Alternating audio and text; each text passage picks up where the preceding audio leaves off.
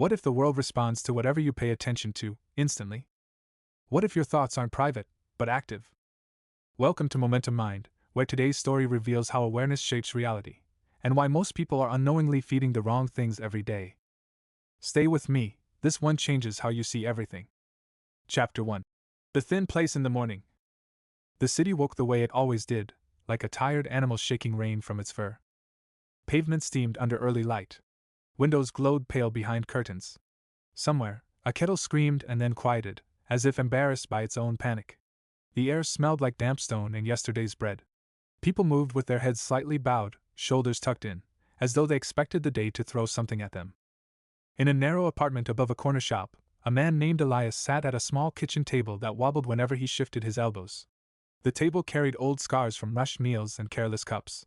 A single plant sat near the window, its leaves dusty and slightly curled, like it had learned to endure rather than thrive. Elias stared at the plant as if it had offended him. He wasn't angry. Not exactly. Anger took energy. This was something flatter, heavier. A feeling like waking up with a coat already on your shoulders and realizing it was wet, and realizing you'd be wearing it all day. He held a mug of coffee that had gone lukewarm. The mug's rim was chipped. He traced the crack with his thumb, again and again, following the same path as if repetition might smooth it out. On the counter, his phone lay face down. He didn't want to see it light up. He didn't want to see the little glowing rectangle call him back into the world. The world would be there either way.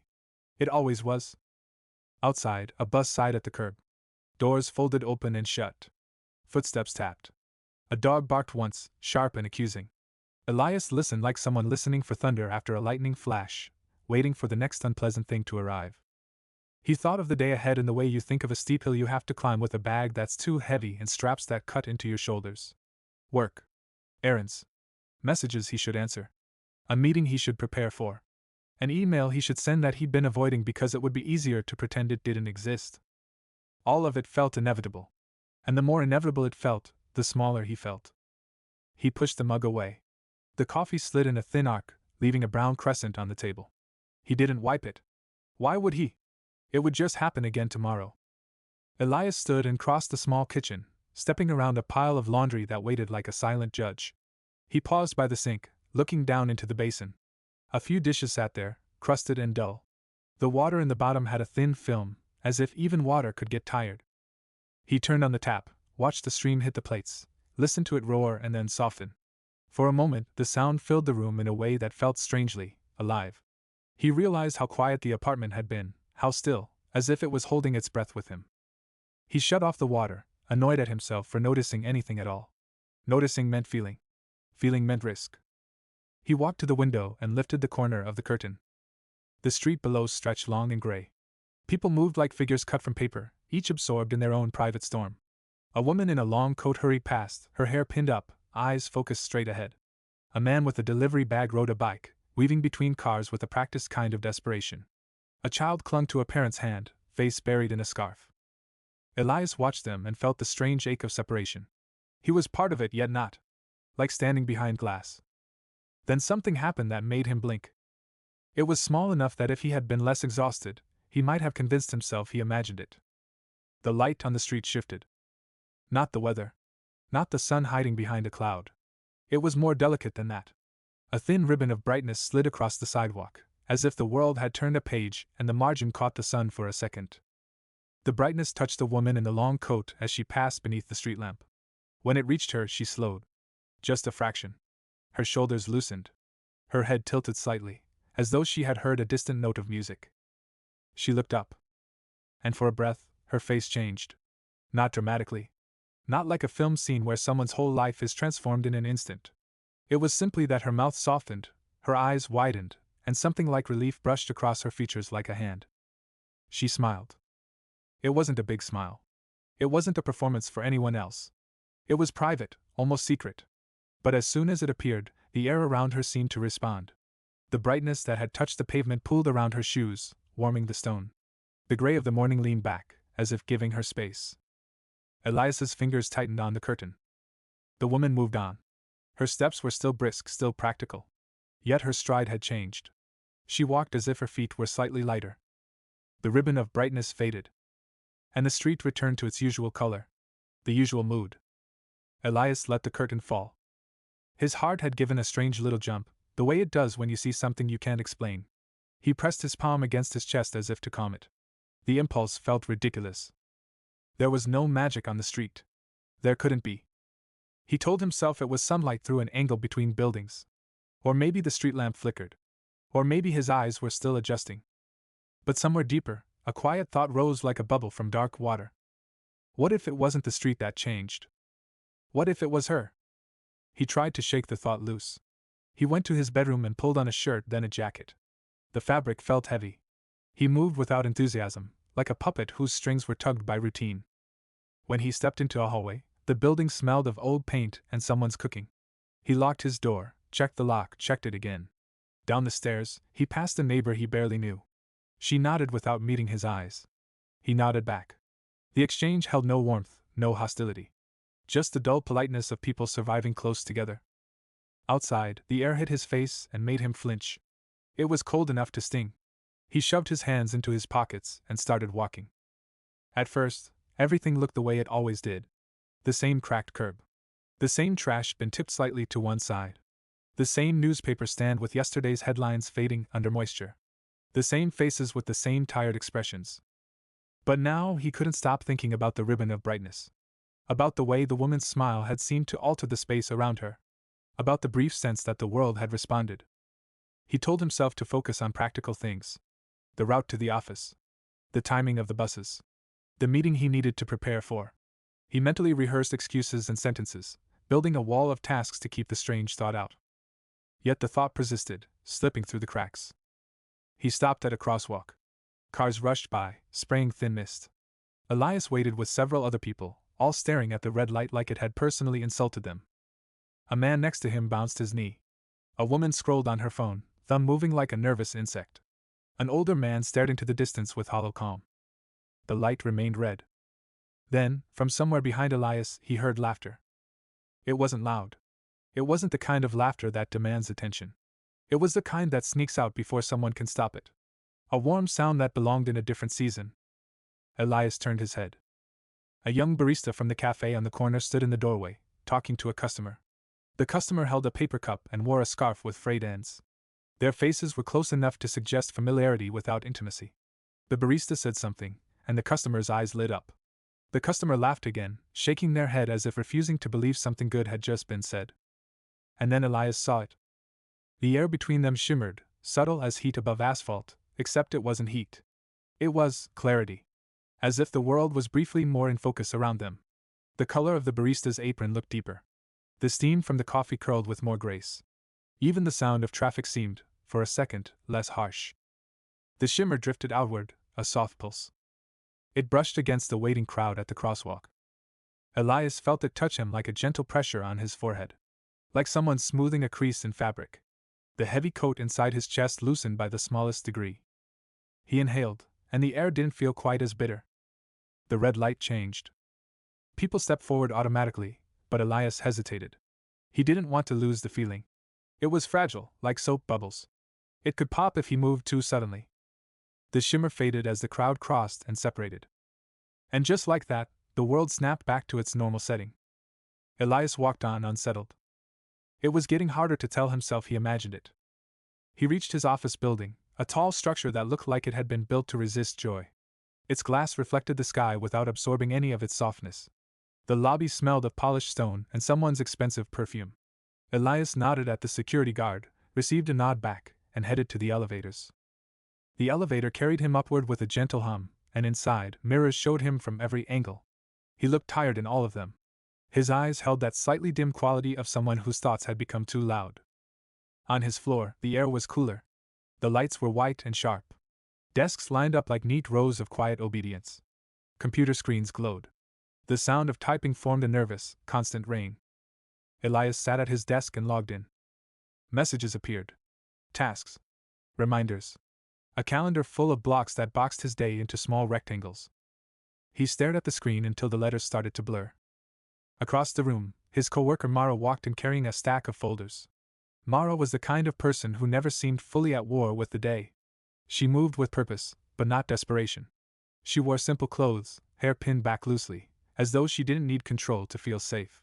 She caught Elias looking and lifted a hand. "Morning," she said. He nodded, but something in her voice caught him. Not the word. The tone. It held warmth without demand. Like a cup offered quietly, no pressure to accept. Mara walked over and set the folders down. "You look like you didn't sleep." "Didn't," Elias said. She made a face that somehow managed to be sympathetic and amused at the same time. "That's a brutal place to live." Elias almost smiled, but stopped himself, as if smiling might break something. Mara leaned on the edge of his desk. "Want a coffee? I'm going down." "I already had one," he said, but the words came out flat. Mara studied him for a moment. Her eyes were alert, kind, and a little too perceptive. Elias shifted under the attention. Then she said, "Come with me anyway." It wasn't a command. It wasn't a plea. It was an invitation like an open door. Elias hesitated. Part of him wanted to refuse, to stay in his bubble of tasks where nothing unexpected could reach him. Another part of him, the part that had felt that shimmer at the crosswalk, leaned forward. He stood up. They walked to the elevator together. The hallway lights buzzed faintly overhead. Elias listened to the hum and found himself thinking about the shimmer again, about the way warmth seemed to travel through air. In the elevator, Mara pressed the button for the lobby. As the doors slid shut, she glanced at him. "You ever get the feeling," she said, "that you're living behind glass?" Elias froze. He looked at her sharply. "What?" Mara shrugged, as if it was a normal thing to say. "Like you can see everything, but you're not in it. Like you're watching your own life instead of living it." The elevator descended. The numbers above the door changed in silent steps, but Elias barely saw them. His throat felt tight. "How did you?" he started. Mara's gaze stayed on him, steady. "Because I've been there," she said softly. "And because you've got that look. The look of someone who's forgotten what it feels like to be surprised by something good." Elias swallowed. He wanted to dismiss her. He wanted to change the subject. But something inside him shifted, a small crack in a wall. They stepped out into the lobby.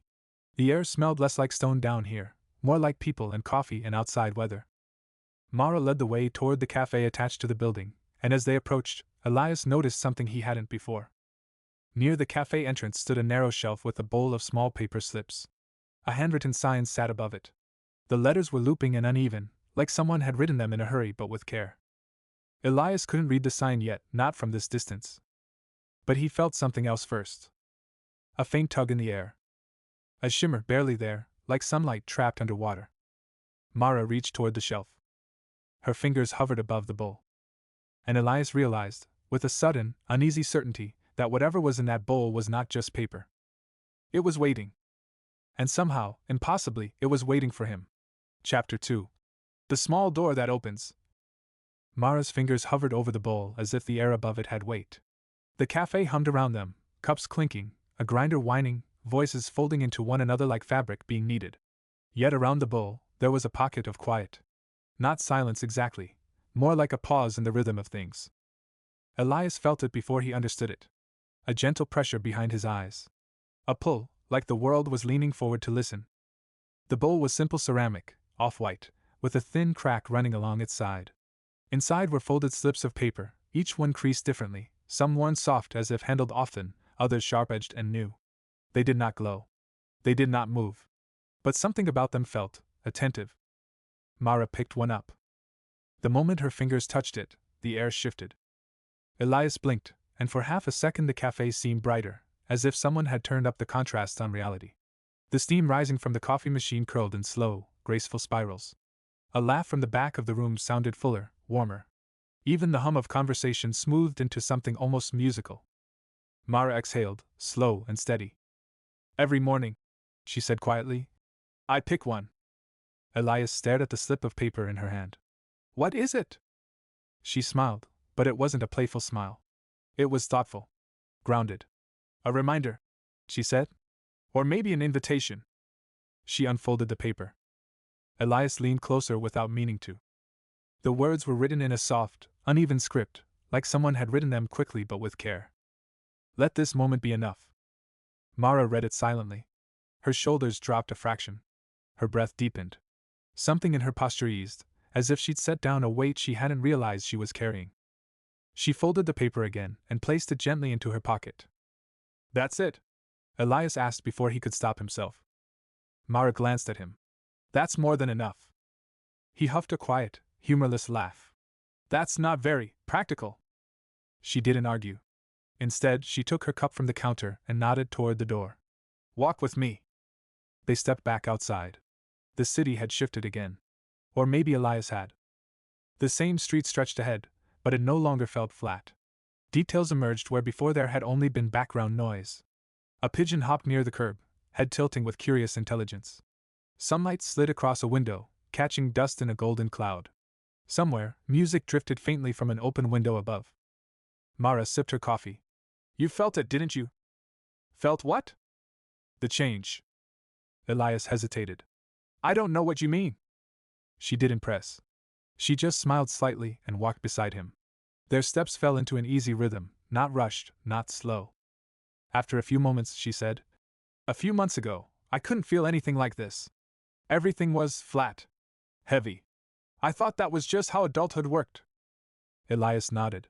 He knew that feeling too well. Then one morning, she continued, I noticed something small. Something stupid, really.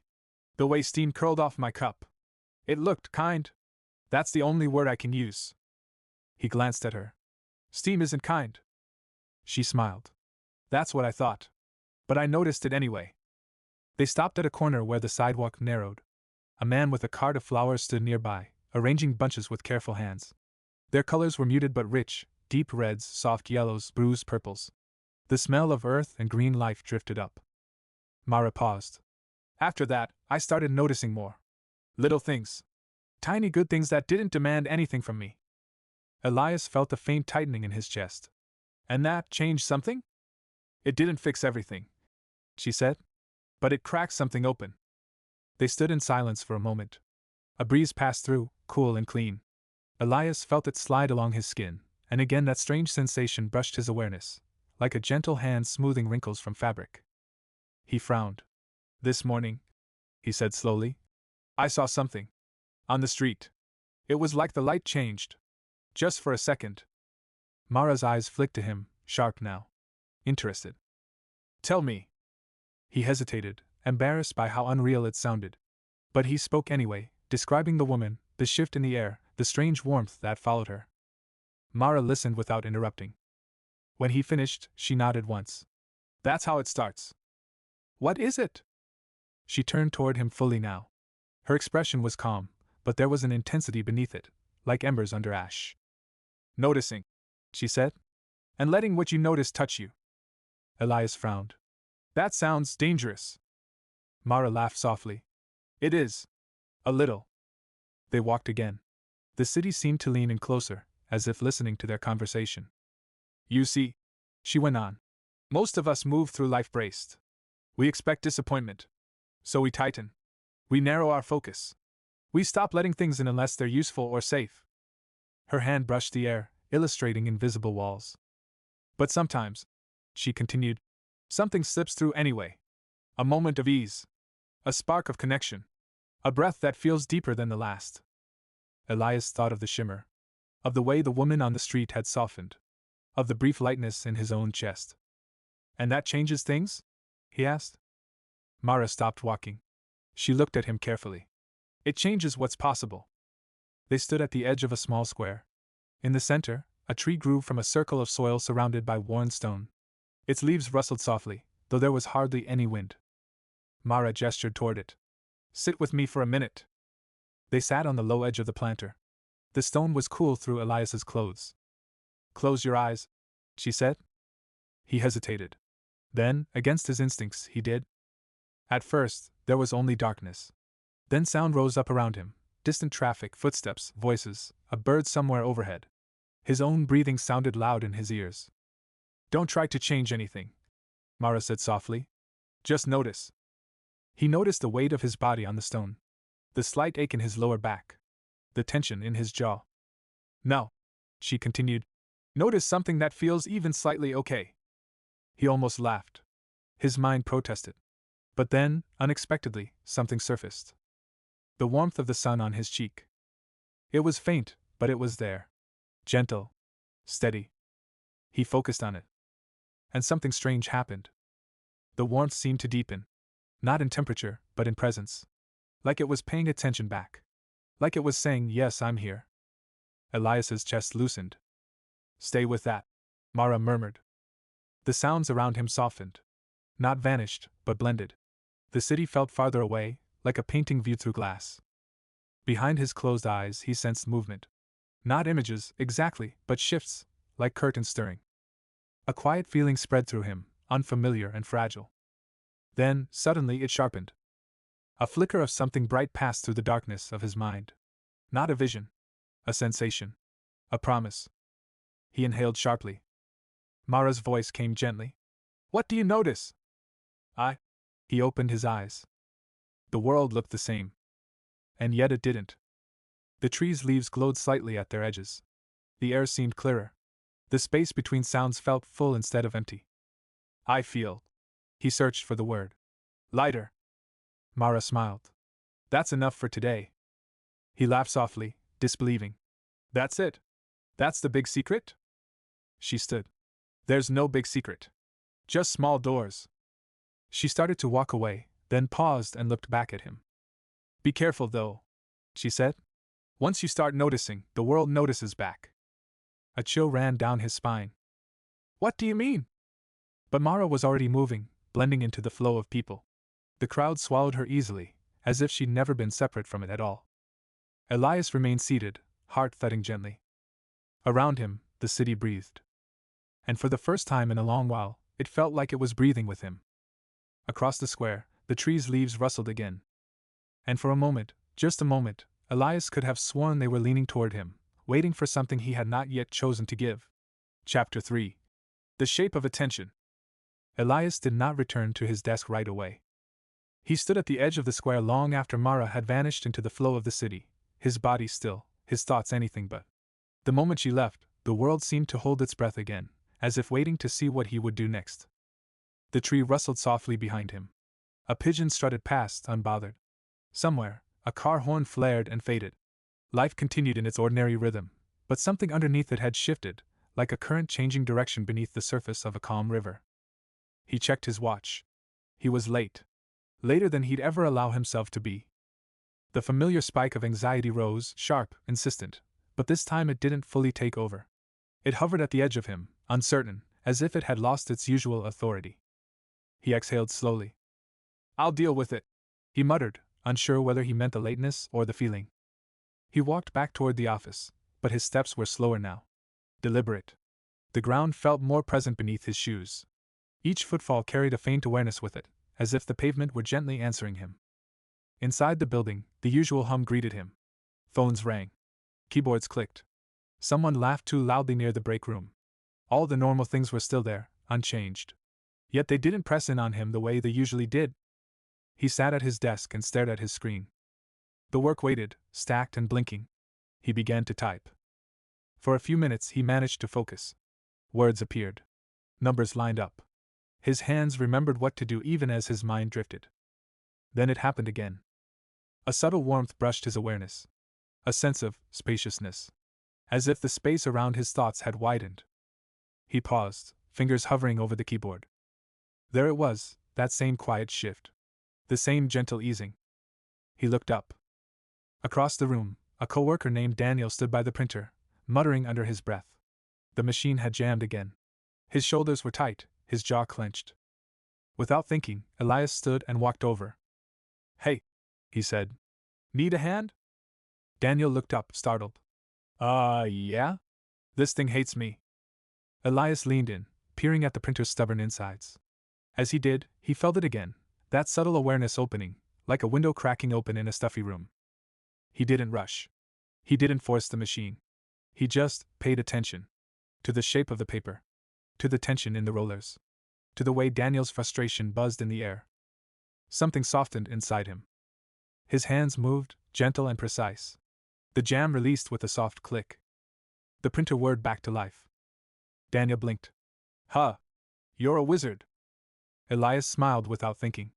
The smile felt natural, unforced. And then it happened. The air around them seemed to brighten, not dramatically, not visibly, but enough that Elias felt it in his chest. A subtle warmth spread outward, as if the moment itself had exhaled in relief. Daniel's shoulders dropped. He let out a quiet laugh. Man, I needed that. Thanks. Elias returned to his desk, heart beating a little faster. What just happened? He hadn't done anything special. He hadn't tried to be helpful. He'd simply been there. Present. And somehow, that had changed the space between them. He stared at his screen, thoughts tumbling. This was not coincidence. Not anymore. The day unfolded in small, curious moments. A meeting that usually drained him felt lighter. People listened more. A tense disagreement softened before it could ignite. Even the harsh overhead lights seemed less aggressive, casting softer edges. Each time Elias noticed a shift, it deepened. And each time he didn't, it faded. By the time lunch arrived, he felt like he was walking along a narrow ridge, aware that one careless step could send him tumbling back into the familiar heaviness. He took his lunch outside. The square looked different now, though he couldn't say how. The tree seemed fuller. The air carried a faint hum, like a low chord held just beneath hearing. He sat on the same stone edge as before. A few minutes passed in quiet. Then a woman sat beside him. Not Mara. She was older, her hair streaked with silver, her posture relaxed in a way that suggested long acquaintance with stillness. She held a small paper bag and tore a piece of bread in half, offering one piece to a pigeon that hopped closer with confidence. You're starting to see it, she said without looking at him. Elias startled. See what? She smiled, eyes crinkling. The way things lean toward attention. He frowned. Do I know you? She shrugged lightly. Not yet. She watched the pigeon peck at the bread. Most people think attention is something you give. Like a resource. Something you spend. She turned to him. But attention is also something you receive. And something you become. Elias studied her. There was something familiar in her calm, the same quality he'd sensed in Mara. You're one of them, he said slowly. One of who? The people who notice. She laughed, delighted. That's one way to put it. A breeze passed, lifting the edge of her coat. For a moment, the world around them seemed to sharpen, colors deepening, sounds aligning into a gentle harmony. Elias felt his breath slow. Why is this happening? He asked. Why now? She broke off another piece of bread and watched the pigeon take it. Because you're paying attention, she said. And because something in you is tired of being asleep. A shiver ran through him. What happens next? He asked. She met his gaze. Her eyes were kind, but there was gravity there too. That depends on what you choose to notice, she said, and what you turn away from. The words settled into him like seeds. She stood, brushing crumbs from her hands. Careful, she added gently. Not everything that calls for your attention deserves it. Before he could ask what she meant, she walked away, blending into the movement of the square as naturally as a shadow. Elias sat alone again. But he didn't feel alone. Around him, the city pulsed, subtle, alive, responsive. He noticed how a child's laughter brightened the air, how a scowl dimmed it. How his own thoughts seemed to send faint ripples outward, touching things he couldn't see. A realization began to take shape, quiet but insistent. Attention wasn't passive. It shaped the world. He looked down at his hands. They trembled slightly, not with fear, but with the weight of possibility. If noticing could change things, what else had he been shaping without realizing? A sudden chill ran through him, not from the air but from the implication. If attention could heal, could it also harm? The thought lodged in his chest, heavy and sharp. Somewhere nearby, a door opened with a soft click. Elias looked up. Across the square, half hidden behind a row of trees, was a narrow doorway he hadn't noticed before. It didn't belong to any building he recognized. The wood was dark and worn, the handle smooth with use. And though no one stood near it, he felt a pull toward it, subtle but insistent. Like the world itself was holding out an invitation. Or a warning. He rose slowly, heart pounding, and took a step toward the door. Chapter 4. The door that knows your name. The door did not look important. It wasn't tall or ornate. No symbols marked it. No sign announced its purpose. It was simply there, set between two buildings that Elias could have sworn were solid walls moments before. The wood was dark, worn smooth by countless touches.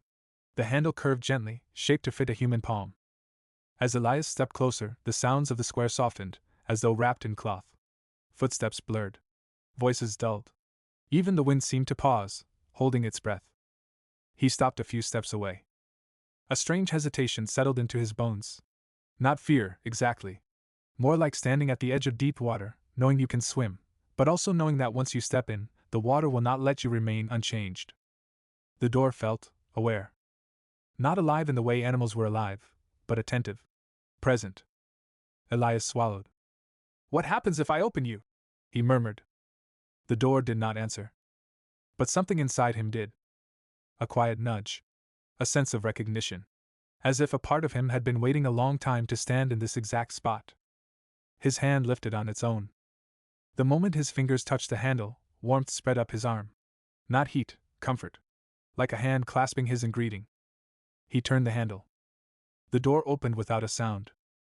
Inside was not darkness, as he expected, but a soft, diffuse light. Not bright, not dim. It felt like stepping into a late afternoon that never quite turned into evening. The air inside was still. Peaceful. It smelled faintly of rain and old paper. Elias stepped through. The door closed behind him with a quiet finality. He found himself in a narrow corridor. The walls were lined with shelves, and on those shelves sat countless small objects. Not arranged neatly, but with a kind of lived-in order. A cracked teacup. A smooth stone. A faded ribbon. A child's wooden toy with chipped paint. Each item seemed ordinary, until he looked closer. When he did, memories brushed against his awareness. Not his memories. Other people's. A woman laughing alone in a kitchen late at night. A man standing at a bus stop, watching the rain and feeling oddly hopeful. A child pressing their forehead to a window, believing with absolute certainty that something wonderful was about to happen. Elias staggered slightly. "What is this place?" he whispered. The air stirred. "This is where moments rest," came a voice, not loud, not distant, but everywhere at once. Moments that were noticed. Elias turned slowly. A figure stood at the far end of the corridor. They were neither man nor woman, young nor old. Their shapes shifted subtly, as if made of overlapping impressions rather than flesh. Their eyes, however, were clear and steady. "You've felt it," the figure continued. "The way attention gives weight to the smallest things." Elias nodded, unable to speak. "This place exists because of that," the figure said. "Because someone, somewhere, chose to truly be present." Elias's gaze drifted to the objects again. "These are memories." "Moments," the figure corrected gently. "Moments that would have vanished, but didn't. Because someone stayed with them." A sudden understanding bloomed in his chest. "The woman this morning," he said. "The light around her." "Yes." "And Mara?" "Yes." "And the square, the tree?" "Yes." Elias exhaled, the sound shaky. "So this is what happens when people notice." "It is one of the things," the figure said. "Attention gives shape. Care gives weight. And together they leave traces." Elias walked slowly along the shelves, fingertips hovering just above the objects. Each one hummed softly, like a held breath. "Why show me this?" he asked. The figure tilted their head. "Because you are beginning to notice without being told to." A pause. "And because noticing alone is not enough." Elias turned back. "What do you mean?" The figure gestured toward the far end of the corridor, where the light dimmed slightly. "There are other rooms," they said. "Other doors. Not all of them are kind." A chill crept up Elias's spine. "Attention," the figure continued, "is a force. It nourishes what it rests upon. That is its gift. And its danger." Elias thought of his own mind, how easily it fixated on worries, replayed failures, magnified small fears until they filled his vision. "If I focus on the wrong things," he murmured. "They grow," the figure said simply. The corridor seemed to narrow. Elias felt a flicker of unease. "Then why let people notice at all?" The figure's expression softened. "Because without noticing, nothing can change." They stepped closer. "You cannot choose what you are blind to. But you can learn to choose where you look." The air thickened, as if the space itself leaned in. "There is a balance," the figure said. "Between awareness and overwhelm. Between openness and collapse. Most never find it. Some find it and turn away. A few walk it carefully." Elias swallowed. "And you think I'm one of them?" "I think," the figure replied, "that you are at the beginning of that choice." The shelves around them seemed to stretch, revealing more objects, more moments, some warm, some heavy, some sharp with grief. Elias felt the weight of it all press against him. What happens if I choose wrong? He asked quietly. The figure did not answer immediately. When they did, their voice was softer. Then you learn. A subtle shift occurred in the air, like a distant door opening. You cannot stay here long, the figure said. This place is not meant to be lived in, only visited. The corridor began to blur at the edges. Wait, Elias said. I have so many questions. The figure smiled, not unkindly. So does everyone who comes here. They raised a hand and gently touched Elias's chest, right over his heart. The world tilted. Light rushed in. Sound returned. Elias stumbled forward, and found himself standing back in the square. The city rushed around him as if nothing had happened. People passed. Cars moved. The tree rustled in the breeze. His heart pounded. Had it been real? He looked down at his hand. Resting in his palm was a small object. A smooth stone. Warm. Faintly humming. Elias closed his fingers around it. Across the square, someone laughed. And for the first time, the sound didn't just reach his ears. It reached him. Somewhere deep inside, a quiet understanding began to form. This was only the beginning. And somewhere nearby, unseen, something else had noticed him too. Chapter 5. The weight of what you carry. Elias stood very still. The square looked the same. The buildings, the pavement, the passing faces, all familiar. And yet nothing felt neutral anymore. Everything seemed to hum faintly, as if the world had revealed a second voice beneath its usual noise. The stone in his palm was warm, heavier than it should have been for its size. Not physically heavy, but full. As if it carried density that had nothing to do with weight. He closed his fingers around it. The moment he did, a sensation rippled through him, not sharp, not painful, more like a deep echo settling into his chest. A memory that wasn't his brushed against his thoughts. A woman standing at a sink, staring out a window while rain streaked the glass. Her hands trembled as she rinsed a cup. She wasn't sad exactly. She was tired in a way sleep couldn't fix. Elias gasped and opened his hand. The memory vanished. His heart thudded loudly in his ears. That was not mine, he whispered. The stone lay still, innocent, as if nothing had happened. He slipped it into his pocket, unsure why he felt the need to keep it close rather than drop it, and walk away. As he moved through the square, the world continued to respond to his attention. When he looked at a child skipping along the edge of a fountain, the water seemed to sparkle more brightly.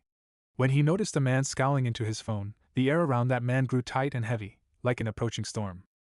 Elias began to understand something unsettling. Attention did not just reveal the world. It fed it. He slowed his pace, unsettled by the thought. How many times had he fed his fears? His doubts? His anger? How much of the weight he carried had he helped grow simply by staring at it too long? His chest tightened. He turned down a quieter street, needing space to think. The buildings here were older, their brick faces softened by time. Small shops sat shoulder to shoulder, a tailor, a bookstore, a place that sold nothing but lamps. The air felt thicker, almost intimate. Halfway down the block, he noticed a woman standing very still beneath an awning. She was young, with dark hair pulled into a loose knot. Her eyes were fixed on the ground in front of her, unfocused. People passed without noticing her. But the space around her felt wrong. Heavy. Dense. Elias slowed. The air near her felt like wading through deep water. His chest tightened again, but this time it was sharper, edged with unease. He hesitated. Every instinct told him to keep walking. But something else, quieter, steadier, urged him to stay. He took a step closer. Immediately, a wave of emotion washed over him. Not his own. A crushing sense of failure. Of being unseen. Of believing, deeply and painfully, that nothing would ever change. Elias staggered. The woman's face was blank, her gaze unfocused. She looked trapped inside herself. He swallowed hard. This was what the figure in the corridor had meant. Attention fed things. And some things were starving. He didn't know what to do. Panic fluttered in his chest. He had no training, no wisdom, no words that felt big enough to help. But then he remembered the warmth of the sun on his cheek. The quiet kindness of steam rising from a cup. The way the world softened when he simply noticed without judgment. He didn't reach for her. He didn't speak. He simply stood nearby and breathed. At first, nothing happened. The heaviness pressed harder, like a test. Elias focused on his breath. Slow in. Slow out. He let himself feel the stone in his pocket, its steady warmth anchoring him. He let his awareness widen, not toward her pain, but toward the space around both of them. The hum of the city. The faint warmth of daylight. The solid ground beneath his feet. Gradually, something shifted. The pressure eased, just slightly. The woman's shoulders twitched. She blinked, as if waking from a long, dark dream. She looked up. Their eyes met. For a moment, fear flickered across her face, then confusion, then something softer. She inhaled sharply. Oh, she whispered, as if realizing she'd been holding her breath for a very long time. Elias felt the air around them loosen. She glanced around, as if noticing the street for the first time. Color returned to her cheeks. The weight lifted, not completely, but enough. Thank you, she said quietly, though he hadn't said a word. He shook his head, unsure what to say. She smiled faintly and stepped past him, merging into the flow of pedestrians. Elias stood there, heart racing. What had he just done? The answer came not in words, but in sensation, a gentle warmth spreading through his chest, followed by a wave of exhaustion. He leaned against the brick wall, suddenly tired. This was different from before. This had cost something. A realization dawned on him, slow and heavy. Attention could heal, but it could also drain. And he had no idea how much he had to give. A sound broke through his thoughts. Laughter. Soft, bright, familiar. He looked up. Across the street, near the entrance to the small bookstore, stood Mara. She was watching him with a look that was part relief, part concern. You felt that, didn't you? She asked, crossing toward him. He nodded. Her gaze dropped briefly to his pocket. You're carrying something now. Elias hesitated. Then he reached in and showed her the stone. Her expression changed instantly. Ah, she murmured. So it's chosen you. Chosen? He echoed. She looked up at him. That's not just a stone. It's a kind of anchor. It holds attention. Memory. Wait. He stared at it. Why me? Mara studied his face for a long moment. Because you don't look away, she said simply. A chill ran through him. She stepped closer. But listen to me. This is important. Her voice lowered. You cannot carry everything. You cannot fix everyone. And you cannot let every feeling pass through you unchecked. He swallowed. What happens if I do? Her gaze drifted down the street, where shadows stretched longer than they should have. Then you start to disappear, she said quietly. Piece by piece. Elias felt a tightening in his chest. I don't want that, he said. Good, she replied. Because the next thing you need to learn is how to choose. She glanced toward the far end of the street. There's a place, she said, not far from here, where people learn to set boundaries without closing their hearts. Elias followed her gaze.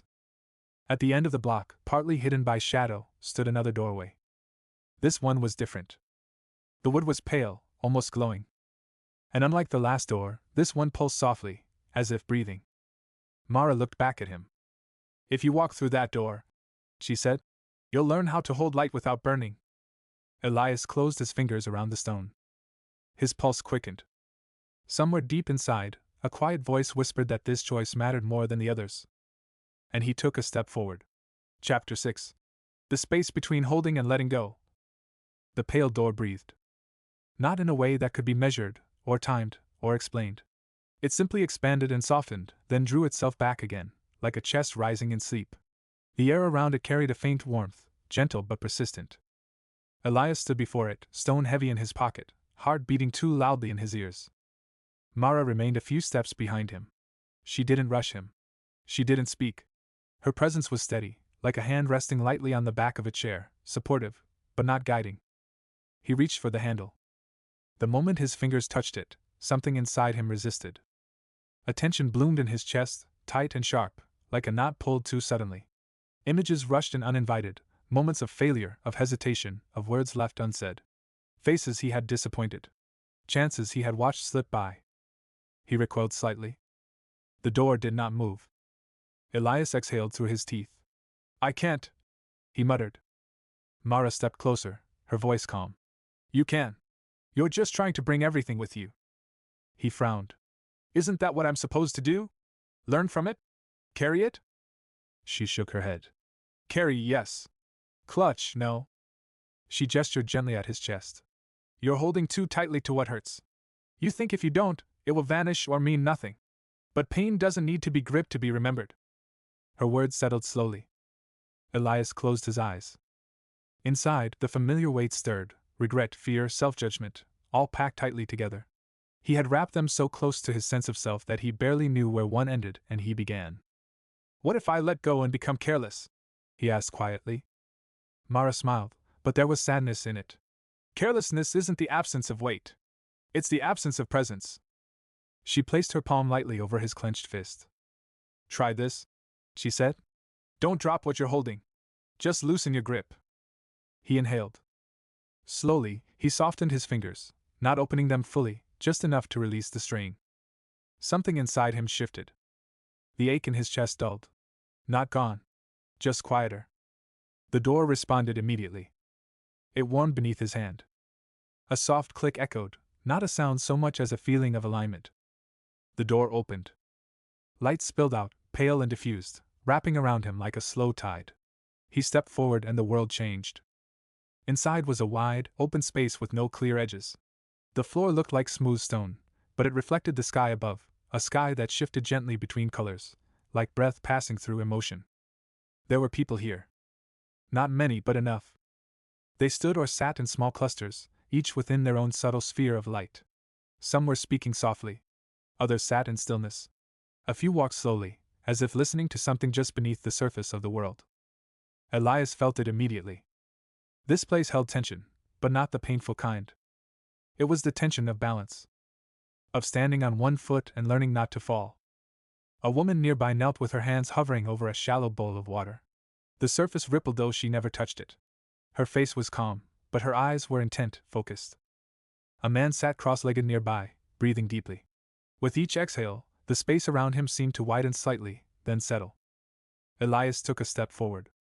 The stone in his pocket pulsed once. A ripple passed through the air. Several people glanced his way. Mara's voice drifted to him from behind. They can feel it, she said. Just like you can. He swallowed. I don't know what I'm supposed to do here.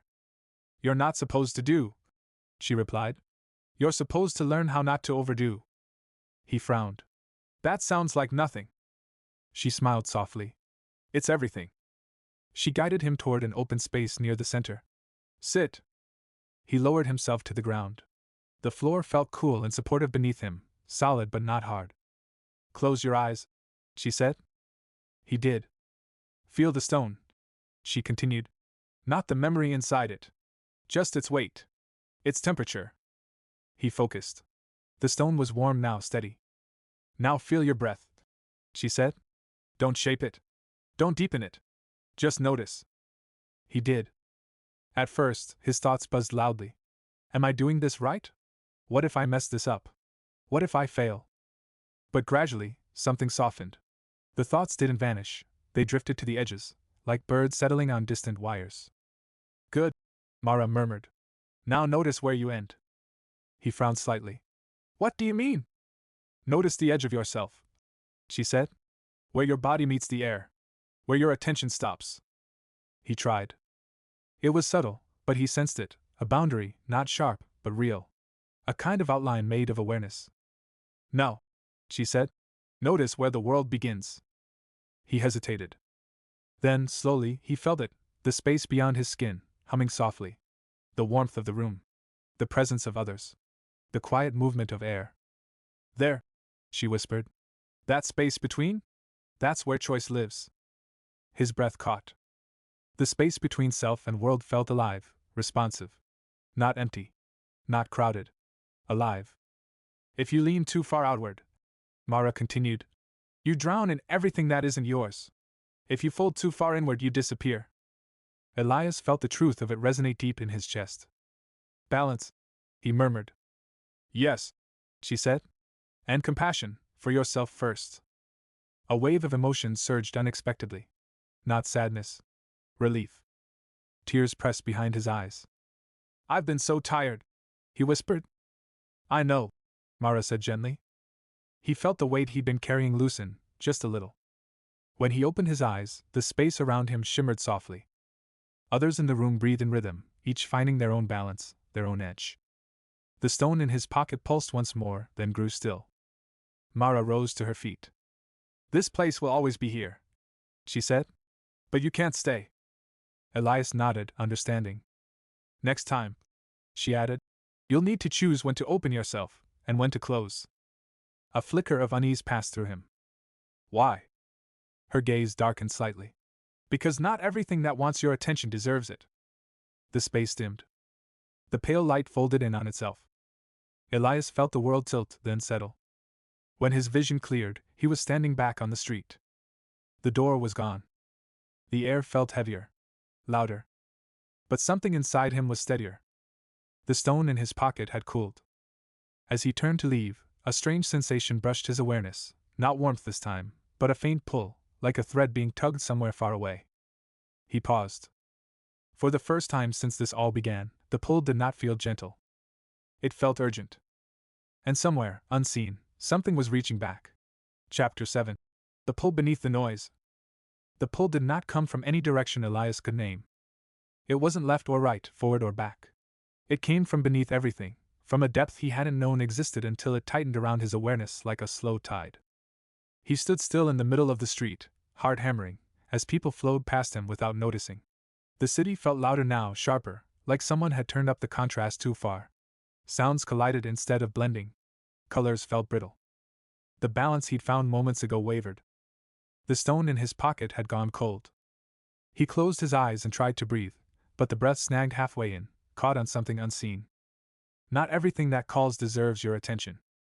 Mara's words echoed, but they felt far away, muffled by the rising pull. It tugged again, not violently, but insistently. Like a current beneath the surface, invisible but strong. Elias took a step, unsure why, and nearly collided with a man standing far too close. The man looked ordinary at first glance. Middle-aged, neat coat, eyes too dark to read. But there was something wrong with the way he occupied space. He didn't cast the same kind of presence as others. The air around him felt flattened, drained of texture. "You feel it too, don't you?" the man said. His voice was smooth, measured. Calm in a way that felt practiced. Elias stiffened. "Feel what?" The man smiled, but it didn't reach his eyes. "The pull. The pressure under the world." Elias's pulse quickened. "I don't know what you're talking about." "Of course you do," the man said gently. "You've been listening lately. Not everyone does." Elias stepped back. The street noise seemed to dim around them, as if the space had narrowed to just the two of them. "Who are you?" Elias asked. The man considered this, then shrugged. "Someone who understands what you're becoming." A chill crawled up Elias's spine. "I didn't choose this," he said. "No," the man agreed. "But now that you've noticed, you can't unnotice." The pull tightened, sharp enough to make Elias wince. The man's gaze flicked briefly to Elias's pocket. "You're carrying something old." Elias instinctively covered it with his hand. "That belongs to a network of attention," the man continued. "A very old one. It feeds on care, connection, meaning." Elias's stomach twisted. "Feeds?" The man smiled again, thinly. "Everything feeds on something." The air thickened. Sounds dulled further, as if wrapped in cotton. "You're standing at an intersection," the man said. "One path deepens the world. The other simplifies it." "Simplifies it how?" The man spread his hands. "Pain becomes manageable. Noise fades. Complexity dissolves. You stop feeling pulled apart by everything that aches." Elias felt a shiver of temptation. The weight he'd felt earlier, the exhaustion, the emotional strain, pressed forward in his mind. "You make it sound like peace," he said. The man tilted his head. "It is a kind of peace." A memory flashed in Elias's mind, the woman under the awning, hollowed by despair. The stone warming in his palm. The way the world had softened when he paid attention. "And the cost?" Elias asked. The man's eyes darkened. "Depth." Silence stretched between them. "You stop noticing," the man went on. "You stop caring. You stop hurting. You stop being affected." Elias swallowed. "That sounds like disappearing." The man shrugged. "Some call it freedom." A sudden wave of cold passed through Elias, sharp and biting. The street around them flickered. For a moment, the buildings looked flatter, less real, like stage props. "This is what happens when you feed the wrong things," the man said softly. "The world thins." Elias's breath came fast. He felt the pull again, stronger now, trying to draw his attention inward, toward numbness. "No," he whispered. He closed his eyes and focused on the warmth he remembered, the sun on his cheek, the steadiness of the stone, the feeling of being present rather than pulled. The pressure fought back. "You're tired," the man said. "You don't have to carry it all." "I know," Elias said, voice shaking. "But I don't have to drop everything either." He reached into his pocket and wrapped his fingers around the stone. It pulsed once, then again. Warmth spread through his chest. The street sharpened. Colors deepened. Sound rushed back in, a car passing, a laugh, the rustle of leaves. The man's expression flickered, irritation, perhaps, or something colder. "You're choosing difficulty," he said. Elias met his gaze. "I'm choosing to feel." The air between them trembled. For a moment, the man looked almost sad. "Then you'll see more than you want to," he said quietly. "And you'll suffer for it." "Maybe," Elias replied. "But at least it will be real." The pull loosened. The man took a step back. The street began to fill again with motion and sound. "You'll meet others like me," he said. "We're not monsters. We're what happens when attention turns inward and never comes back out." With that, he turned and walked away. And as he did, the world around him seemed to flatten slightly, like a painting losing depth, but only in his wake. Elias stood trembling. The danger had passed, but something had changed. He could feel it now, not just moments of warmth or heaviness, but currents. Patterns of attention flowing through the city, shaping moods, shaping lives. He felt awe. And fear. The stone in his pocket pulsed once more, then went still. He exhaled slowly. "So this is the other side," he murmured. The street felt louder again. Sharper. But he could still sense the deeper layer beneath it, humming quietly. And he knew, with a certainty that made his chest ache, that this was only the beginning. Because once you learn to feel the pull, you begin to notice who, or what, is pulling back. Chapter 8. The Quiet That Resists. The pull did not vanish after the man disappeared. It softened, yes, loosened its grip, but it lingered like an afterimage burned into the air. Elias could still feel its direction, a subtle tilt in the world, as if gravity itself had opinions now. He stood there longer than he realized. People brushed past him, lives continuing in their unremarkable urgency. A woman adjusted her scarf. A couple argued in low voices. A delivery truck idled, coughing smoke.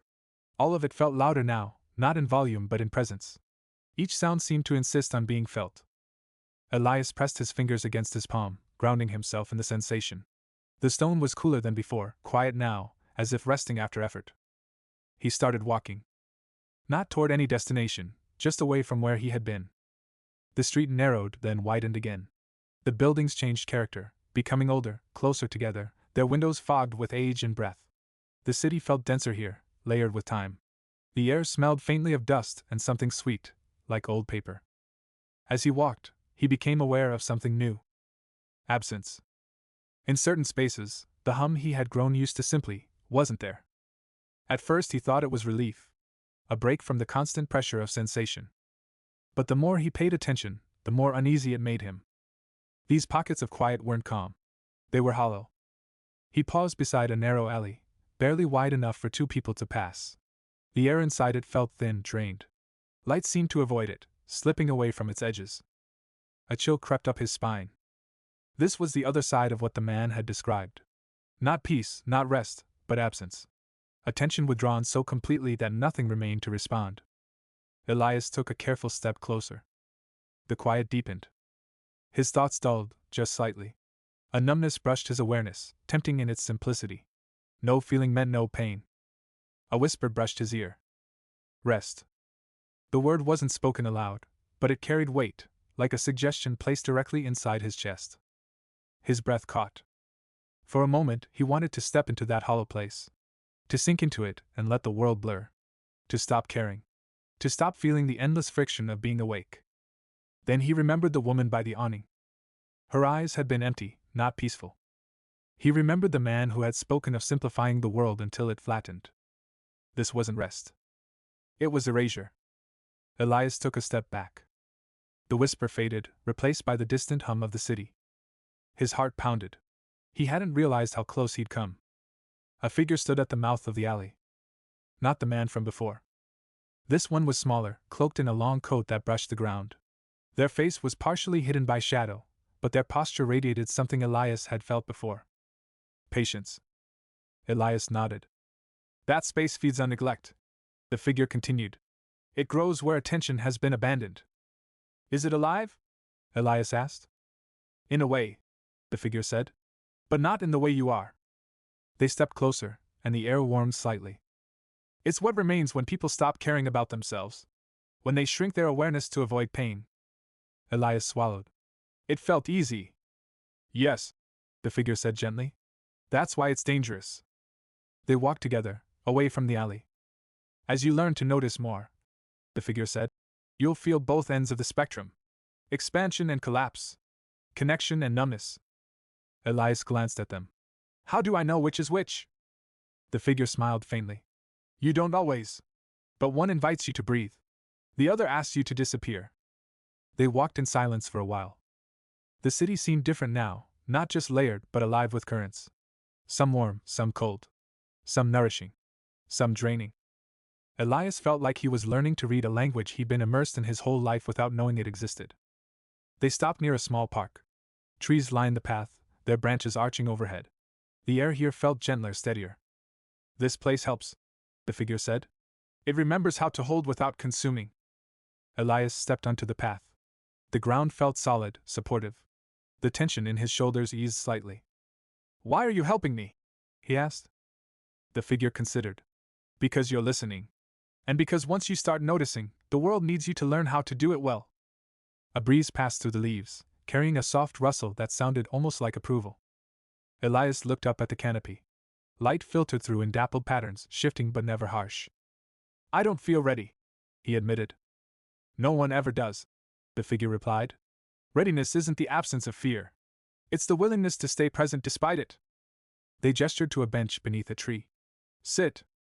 Elias did. Close your eyes, the figure said. Not to escape. Just to listen. He obeyed. At first, all he heard was his own breath. Then, slowly, other sounds emerged, leaves brushing together, distant footsteps, a bird calling once and then falling silent. Beneath it all, a deeper rhythm pulsed. Not loud. Steady. The heartbeat of the place. This is what remains when nothing is demanded of you, the figure said softly. When attention becomes care instead of effort. Elias felt something loosen inside him. A long-held tightness he hadn't known how to name. Tears pricked his eyes, unexpected and gentle. When he opened them, the figure was already stepping back. You'll see me again, they said. When you're ready to choose more carefully. Choose what? Elias asked.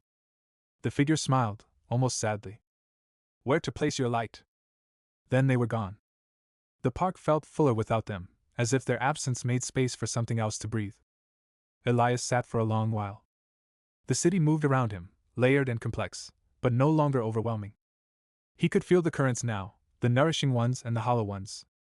And somewhere beneath it all, he felt a quiet truth settling into place. Attention was not just power. It was responsibility. And the more he learned to feel, the more carefully he would have to live. As he rose to leave, a thought flickered at the edge of his awareness, not a warning, not a fear, but a knowing. The world was beginning to notice him too. Chapter 9. When the world looks back. The first sign was subtle. Elias noticed it as he crossed the park's edge and stepped back onto the street, a feeling not of being watched, but of being met. As though the world, which had always flowed past him, had finally turned its face toward his. Not with intent. With curiosity. The sensation made his skin prickle. He slowed his steps. The city seemed to pause with him, not stopping, but adjusting. Sounds softened at their edges. The rhythm of footsteps around him aligned for a moment, like many hearts finding a shared beat before drifting apart again. He felt visible. Not exposed. Not judged. Recognized. The stone in his pocket pulsed once, faintly, like a heartbeat answering another. Elias exhaled. He walked on. The sky had shifted while he'd been in the park. Clouds moved in slow, layered sheets, light catching their edges. The day felt suspended between decisions, either bright nor dark, either hurried nor still. He passed a cafe where someone laughed too loudly and then clapped a hand over their mouth, embarrassed. The sound lingered in the air, warm and fragile. Elias felt it brush his chest and settle there, light as breath. He passed a bus stop where a woman stared at her reflection in the glass, her expression tight with unshed thought. The air around her felt compressed, like a held inhale. He was beginning to see it everywhere now. Not just emotions, but attention trails. Places where people had poured themselves, and places where they had withdrawn. The city was mapped in it. A sudden awareness made him stop short. Someone was watching him. Not with eyes. With focus. The sensation was unmistakable, a pressure at the back of his awareness, alert but not hostile. Curious. He turned slowly. Across the street, standing beneath the awning of a closed shop, was a woman with silver-streaked hair pulled loosely back. Her clothes were simple, her posture relaxed. She held a paper cup in both hands, steam curling upward. Her gaze met his. She smiled, not brightly, not warmly, but knowingly. Elias felt the air thicken between them. "You feel it now," she said, her voice carrying easily across the street. He didn't ask how she knew. He didn't need to. "I do," he said. She nodded, satisfied. "Good. That means you're starting to stand out." He frowned. "That doesn't sound safe." She chuckled softly. "It isn't. But nothing worth holding ever is." A bus roared past between them, briefly breaking the line of sight. When it cleared, she was still there, but closer now, as if distance had bent to accommodate her. "Walk with me," she said. Something in her tone told him this wasn't a request. They fell into step beside one another. "I'm not like the others you've met," she said, as if continuing a conversation already underway. "I don't guide. I don't warn. I observe." Elias glanced at her. "Why?" "Because attention is contagious," she replied. "And someone has to watch how it spreads." They walked in silence for a moment. The city around them seemed to lean inward, listening. "You've felt it, haven't you?" she continued. "The way people's inner lives press against the world. How some fill the space they enter, and others hollow it out." He nodded slowly. "That awareness makes you visible," she said. "To others like you. And to things that feed on it." His stomach tightened. "Like the man I met earlier." Her mouth curved slightly. "He's one of many. Not evil. Just efficient." They turned down a narrow street where the light dimmed and the air cooled. Windows reflected distorted versions of themselves, stretching and warping with movement. "Why me?" Elias asked again. She stopped walking. "Because of the way you notice," she said simply. "Not greedily. Not to control. But with care." She studied him. "That makes you rare." A shiver ran through him. "But it also makes you porous." Before he could ask what she meant, she lifted her hand and gestured toward a blank brick wall. "Look," she said. At first, there was nothing. Then, slowly, the surface of the wall seemed to thin. Not break. Not open. Thin. Like fog pulling back from glass. Behind it, Elias glimpsed shapes. Movements. Currents of attention flowing like wine through tall grass. Some were bright and warm. Others dark and heavy, dragging at the space around them. It was beautiful. And terrifying. "This is what the world looks like when you stop pretending you're separate from it," the woman said quietly. "Most people never see this. Their attention is too scattered, or too tightly held." The vision faded, and the wall returned to brick. Elias's breath came shallow. "What happens if I keep seeing this?" She looked at him carefully. "Then you'll have to choose what kind of presence you want to be." "Presence," he repeated. "Yes," she said. "Not influence. Not control. Presence." She began to walk again. "You can be a place others rest," she said. "Or a place they avoid. You can amplify fear or soften it. You can deepen pain or help carry it." "And I have to decide that?" Elias asked. "You already are," she replied. They reached a corner where the street widened and light pooled across the pavement. The woman stopped. "I won't walk farther with you," she said. "Not because I can't, but because you need to learn how to notice without leaning." He nodded, feeling the truth of it settle into his bones. "Will I see you again?" he asked. She smiled faintly. "If you keep paying attention." Then she turned and stepped away, and this time, when she disappeared into the flow of the street, Elias felt the absence like a held breath released. He stood there, heart steady, senses open. The city no longer felt like a backdrop. It felt like a living conversation. And somewhere within that vast, shifting dialogue, something had begun to answer him back. Not with words. With presence. And as he turned to continue walking, he felt it again, the quiet certainty that he was no longer merely moving through the world. The world was beginning to move with him. Chapter 10. The weight of being seen. The world did not return to normal after that. It didn't grow louder or quieter, brighter or darker. It simply watched back. Elias felt it as he walked, a gentle pressure at the edges of his awareness, like the sense of being in a room where someone else had just entered, even if you couldn't yet see them. Not threatening. Not comforting. Just present. He passed a storefront window and caught his reflection. For a moment, he didn't recognize himself. Not because his face had changed, but because of the way he held it. His eyes were clearer, more awake, as if something behind them had stepped forward. His posture carried a subtle weight, not heaviness but gravity, the kind that draws things gently inward. He looked away. Being seen felt different when it came from the world itself. A bus hissed to a stop beside him. The doors opened.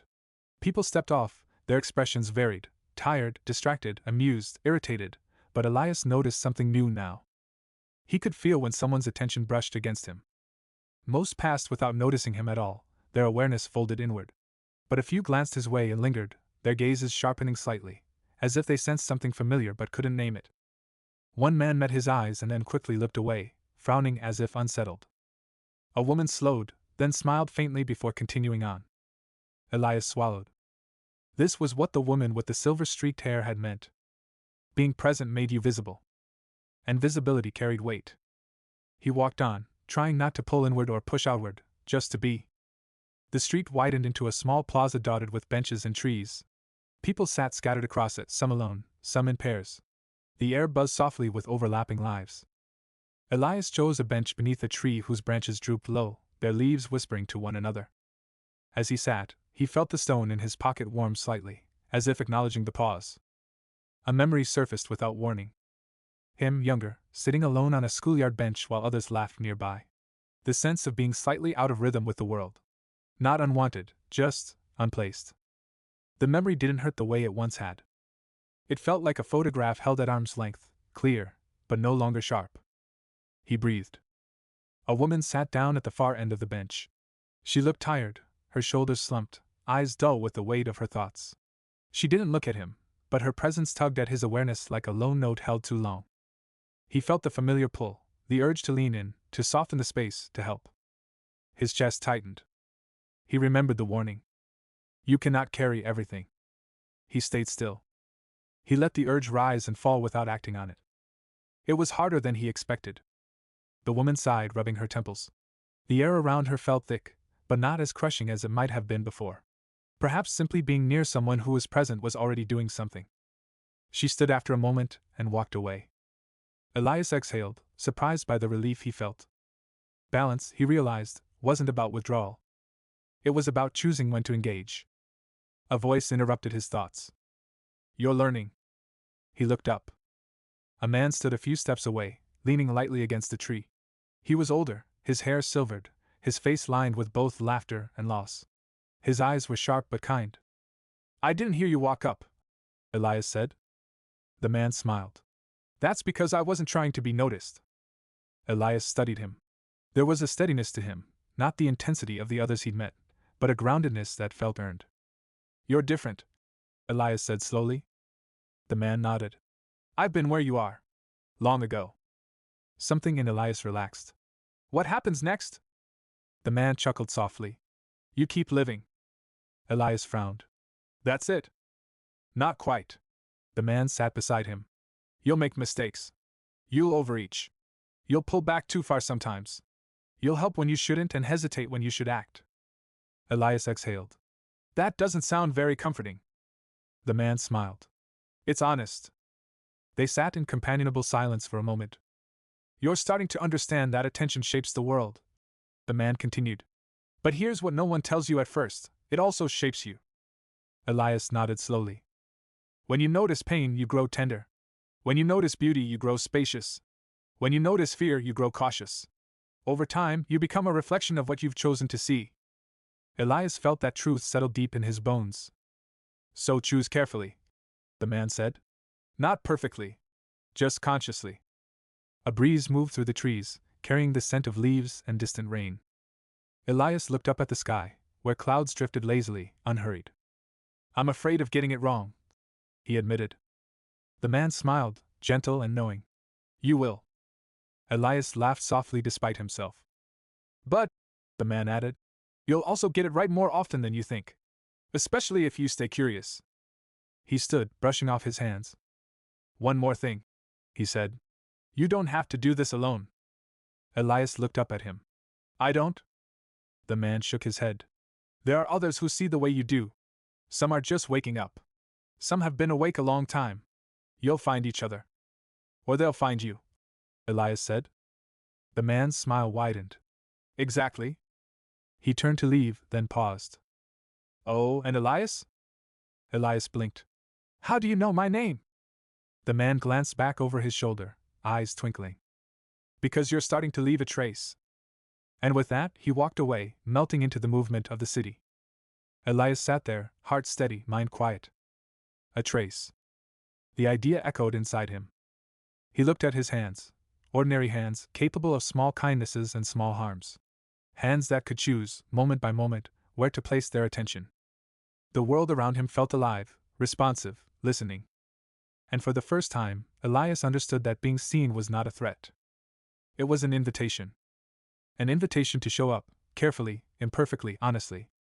As he stood and began to walk again, the city shifted around him, not in response to his will, but in recognition of his presence. And somewhere, beneath the noise and movement, something deep and patient waited. Not to take from him, but to meet him. Chapter 11. The Edge of Choice. The feeling followed him long after he left the plaza. Not a presence exactly, more like a question that hadn't yet found words. The city grew denser as he walked. Buildings pressed closer together, shadows stretching longer across the sidewalks. The light took on a tired color, as though the day itself was deciding whether to keep going or quietly give up. Elias moved through it with a new kind of awareness. He noticed where the air felt thick with unspoken thoughts, where laughter rang hollow, where silence carried weight instead of peace. He felt currents of attention flowing between people, some sharp, some dull, some barely there at all. And beneath it all, he sensed something else. A pull, deeper and steadier than before. Not the hollow emptiness he had felt earlier. This was different. Purposeful. Focused. It drew him toward a narrow street he'd never taken before. He hesitated at the corner. The street looked unremarkable, dim lights, uneven pavement, a few closed storefronts. But something about it felt intentional, as if it existed only for those who noticed such things. Elias stepped onto it. The noise of the city dulled immediately, as though a door had closed behind him. The air grew cooler. Each step echoed softly, not from the walls, but from somewhere deeper. Halfway down the street he saw a glow. It wasn't bright. It wasn't even steady. It pulsed faintly, like breath. As he approached, he realized it came from a small space between two buildings, a place that should have been a shadowed gap but wasn't. A woman stood there. Not the silver-haired observer. Not Mara. Someone else. She was younger, though her eyes held an age that didn't match her face. She wore a simple coat, her hands clasped loosely in front of her. The light around her did not radiate outward, it folded inward, like a quiet gravity. You're late, she said softly. Elias blinked. I didn't know I was expected. She smiled faintly. You always are. He felt the familiar tightening in his chest, not fear, but recognition. Who are you? He asked. Someone who once stood where you're standing now. Her gaze was steady, not judging, not inviting. Just present. You've been learning to notice, she continued. To feel without drowning. To hold without gripping. Elias nodded. But that's only the first threshold, she said. He waited. Soon, she said, you'll have to choose what you serve. The words settled heavily between them. Serve? He echoed. She nodded. Attention always feeds something. You've seen that. But intention gives it direction. A ripple of unease passed through him. There are currents in this world, she said. Older than cities, older than language. Some nourish connection. Some feed on fragmentation. Most people drift among them unconsciously. And me? Elias asked. You're beginning to steer. The air tightened. That's dangerous, she continued, because once you steer, you become visible to more than just people. Elias felt a faint pressure at the edges of his mind, like something listening. What happens if I choose wrong? He asked. The woman's gaze softened. Then you learn. But the cost grows. She gestured gently toward the space behind her. There's a place ahead where attention gathers, she said, where choices shape more than just the self. Elias followed her gaze. The alley seemed to stretch, deepening into something wider, older. The air shimmered faintly, as if layered with unseen movement. I don't know if I'm ready, he said. She studied him for a long moment. No one ever is, she replied. But readiness is not the same as willingness. A silence settled between them, full and alive. Finally, she spoke again. You've learned to feel without fleeing, to stay without drowning. That's enough to take the next step. Elias swallowed. What's on the other side? He asked. She smiled, not kindly, not cruelly, but truthfully. Responsibility. The words struck deeper than he expected. She stepped aside. The space beyond her shifted, opening like a held breath released. Elias felt the pull strengthen, not forcing, but inviting. He hesitated only a moment. Then he stepped forward. The world changed. Not abruptly. Not violently. It deepened. Sound gained dimension. Silence gained meaning. The air felt thicker with significance, as though every movement mattered. And somewhere within that depth, something old and vast stirred, aware of him now, not as a threat or a tool, but as a participant. A voice, not external, not internal, brushed against his awareness. You are here. Elias steadied himself. Yes, he thought.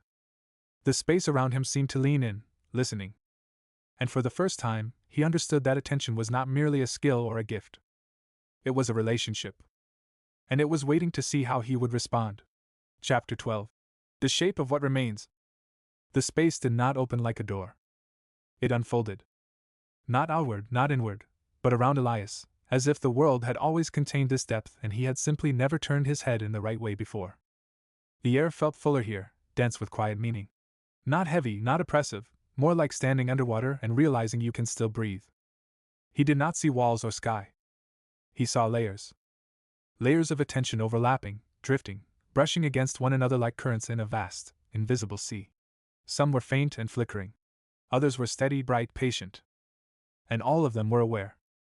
Not watching. Acknowledging. Elias stood very still. The stone in his pocket warmed, then softened, until it felt less like an object and more like a memory resting against his skin. A presence moved nearby, not approaching, not retreating. Simply aligning. You've crossed the last quiet threshold. A voice said, either male nor female, either young nor old. Elias turned. There was no figure this time. No shape he could point to. The voice came from the space itself, from the way the air curved gently around him. What is this place? He asked. A convergence, the voice replied. Where awareness meets choice. Elias absorbed that. And what happens here? A pause. Here, you decide what kind of weight you will carry. The layers around him shifted. Scenes drifted into focus, not visions, but impressions.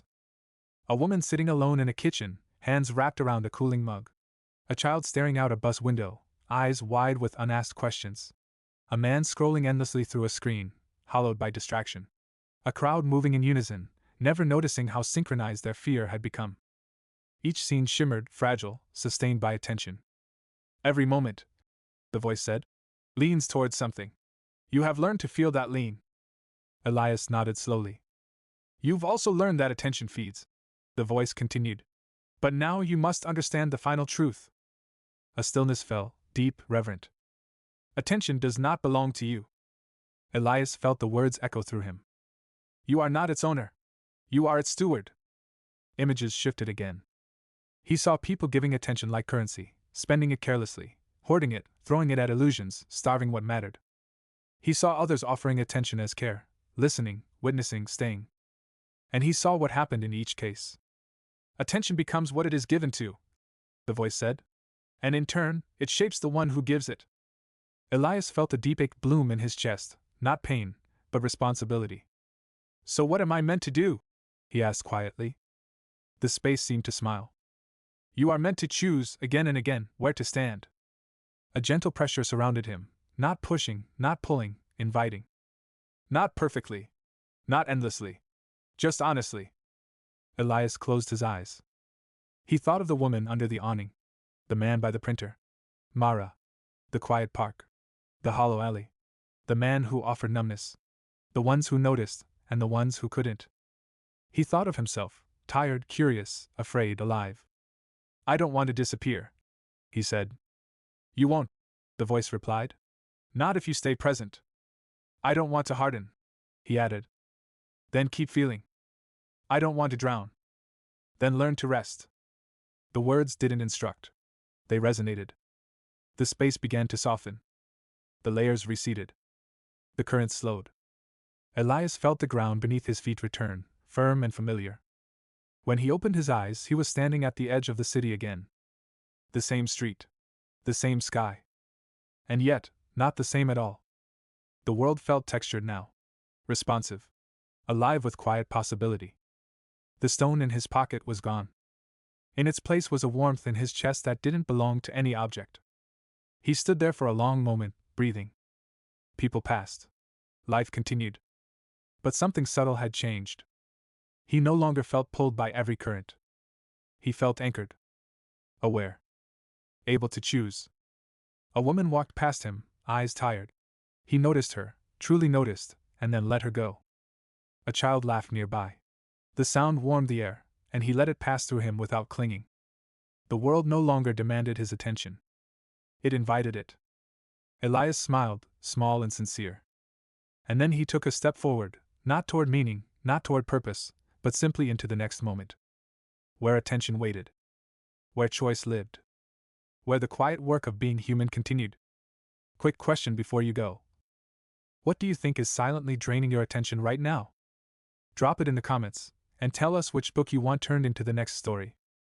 Like the video, subscribe to Momentum Mind, and remember, what you focus on grows. Choose wisely.